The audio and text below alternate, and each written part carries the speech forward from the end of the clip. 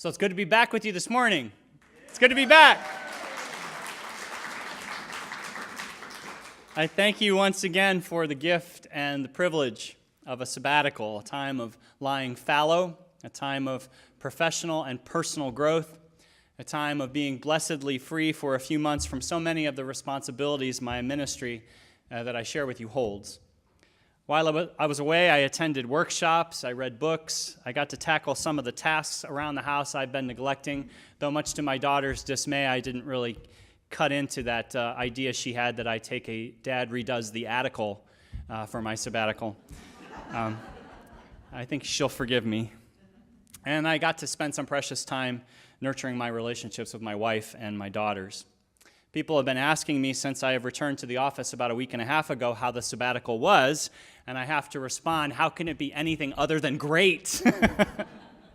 You know, I only wish our culture more broadly valued this kind of leave-taking so that more of us could experience the benefits of it. I thank you, and my family thanks you. Even with all of the blessings of the sabbatical for me, one of the greatest gifts was that I did not have to be in the pulpit immediately after so many of those horrible events that seemed to pop up every couple of weeks this past summer. I did not have to try to come up with something positive and hopeful to say following the mass shooting in Orlando, the continued senseless murder of black men by law enforcement, the tragic and deadly attacks on police officers, the massacre in Nice. The list just goes on, doesn't it? What was there to say in the midst of the onslaught of pain and sadness that seemed to arrive so often? After a while, even the now familiar advice of Mr. Rogers to look for the helpers couldn't soften the impact of humanity's seemingly ever-present disregard for itself. After a while, we just get fatigued from all the bad news, don't we? And there has been the run-up to this year's fall presidential election. I've got to stop taking sabbaticals during run-ups to fall presidential elections. They tend to dominate my thought. The endless social media squabbles, the assumptions that those who don't see the world the way we do are delusional, if not dangerous, leaving us to either lash out or retreat into our bubbles of like-minded opinion, where we can be comforted by having our views bounced back to us. I appreciated the satirical news story I saw by Andy Borowitz. I don't know if you're familiar with him. He's kind of like The Onion. And this news story that he wrote had the headline that I think sums it up really well. The headline that reads, "Many Americans are tired of explaining things to idiots."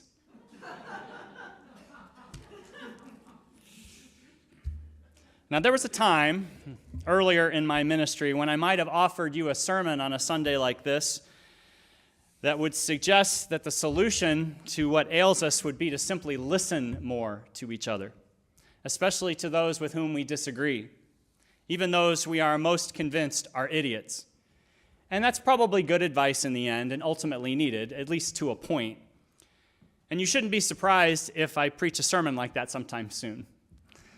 However, while I was on sabbatical, I couldn't find the words for that message, and I still can't this morning. I can't ask you to do something I'm not willing to do myself. And the truth is, I don't want to listen to some of the things people are saying right now. I don't want to listen. I don't want to listen to those who think that building an expensive several-story border wall between the U.S. and Mexico will do anything useful for anyone except maybe fence contractors. I don't want to listen to those who claim that Mexican refugees are any more morally deficient or inherently dangerous than anyone else in this country. I don't want to listen to those who make broad-stroke assessments of Islam as being any more fundamentally violent or worthy of suspicion than Christianity or any other major world religion. I don't want to listen to those who want to stoke and play upon fears of terrorism in this country when facts reveal that since the attacks of 9/11, Americans have been no more likely to die at the hands of terrorists than being crushed to death by unstable televisions and furniture. That's true. I don't want to listen to those who are so caught up in dismissals of systemic racism that they think that trumpeting all lives matter or blue lives matter is a necessary or helpful counterpoint to black lives matter. As if those of us giving voice to the inequities experienced by black people in this country are somehow denying that everyone else matters too. As if.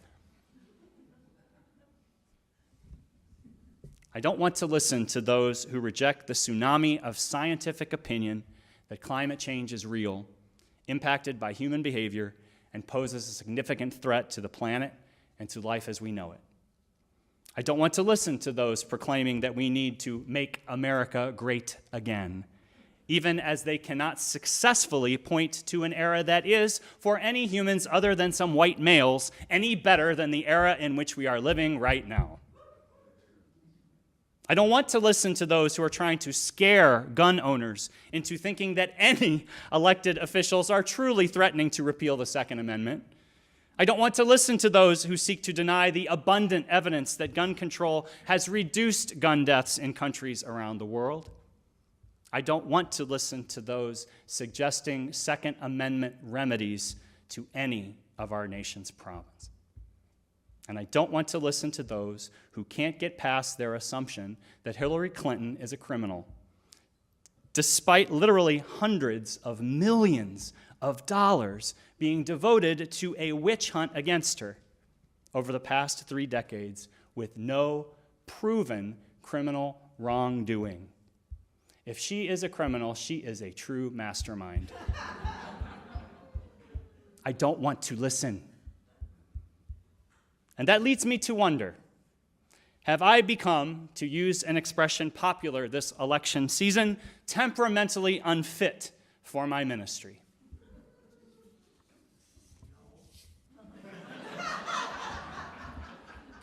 Well, I've spent more than 15 years now telling you about my theology of creative interchange, the idea that the divine is made real in the world through the open-hearted engagement we have with others, communication with the expectation that we could have our own ideas changed by the encounter.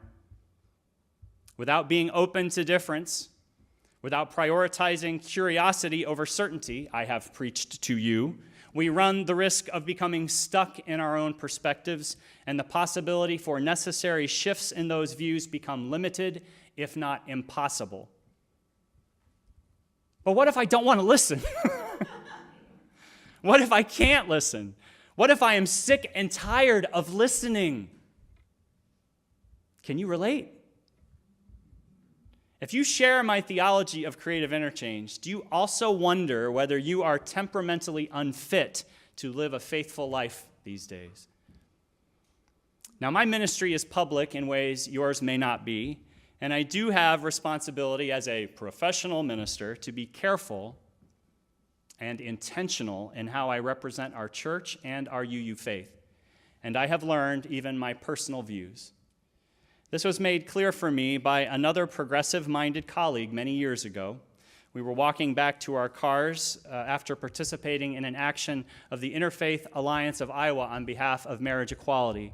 We were at the State House that day before we might say it was cool to do so.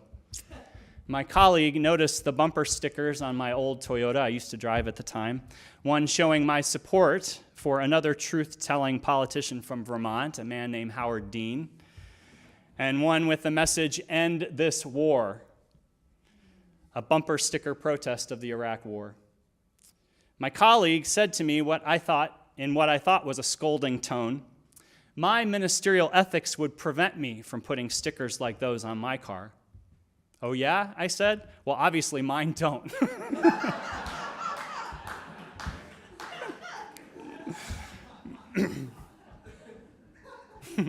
I knew what he meant, though. I knew what he meant. I knew. And I know that many believe that ministers are entrusted to leave space for difference of opinion on political matters. I actually am among them. Still, I wasn't sure that my bumper stickers violated that trust.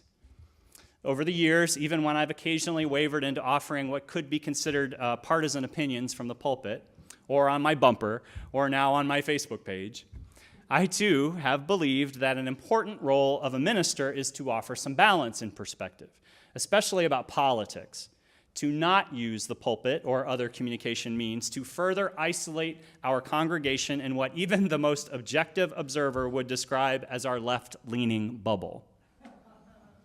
I know I would do my ministry a disservice if I merely parrot the perspectives of the Democratic Party, not only because one party will never have exclusive access to the truth, but because a church that preaches partisan politics, especially these days, is a church that will not be able to help us build the bridges that will lead to the beloved community of all souls for which our religion has always strived. As one of our religious forebears from the 16th century, Francis David, famously said, "We need not think alike to love alike." And so I believe if we are living our principles well, our congregation and my ministry in it should offer a spiritual home that's welcoming to all open-minded people, regardless of their politics. I know this, I believe this, I want this. And sometimes we do pretty well. In fact, several years ago, a friend of our church who had attended for a few months while he was in town working on behalf of Republican politicians praised me and our congregation for not being just an outpost for Democratic politics. He said that he had experienced worship at other UU churches as more like rallies of the Democratic Party than church services, and that these congregations had effectively left him with no place to practice his liberal religion without being bombarded with liberal politics. I was glad to hear this affirmation, but I also received his praise with caution because I knew something he didn't. A couple had just left our church earlier that week because they felt like my sermons and our church went too far, too often into liberal politics.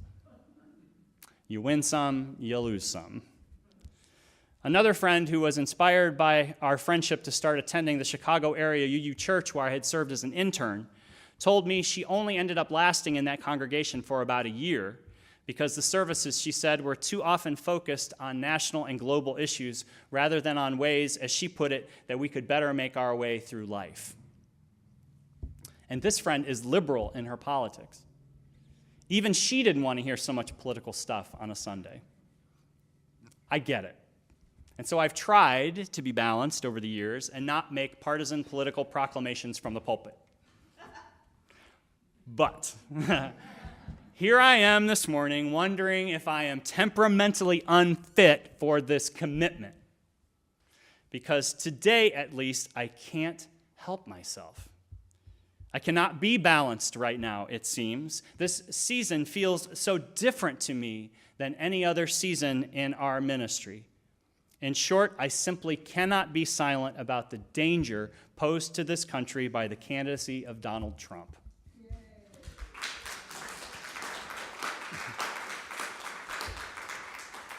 I cannot be silent about the possibility that this con man, this bigoted, narcissistic, fact-free, wannabe fascist, reckless, feckless blowhard could be our president. There, you see, I'm temperamentally unfit. Or am I? I keep returning to something Earl Fitz used to say. A lot of you remember Fitz. He was a psychiatrist and a longtime member of this church who died in 2009. I miss him so. In his work with veterans who had been experiencing post-traumatic stress disorder, he used to tell them, "What's wrong with you is what's right with you."